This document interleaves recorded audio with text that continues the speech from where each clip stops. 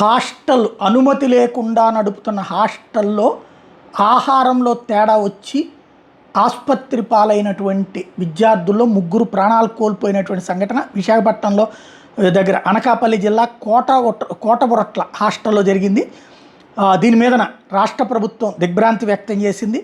హోంమంత్రి అనిత దీని మీద స్పందించారు. ప్రభుత్వ అనుమతి లేకుండా దీన్ని కొనసాగిస్తున్నారని చెప్పి గుర్తించామన్నారు. హాస్టల్ మీద కఠిన చర్యలు తీసుకుంటామన్నారు.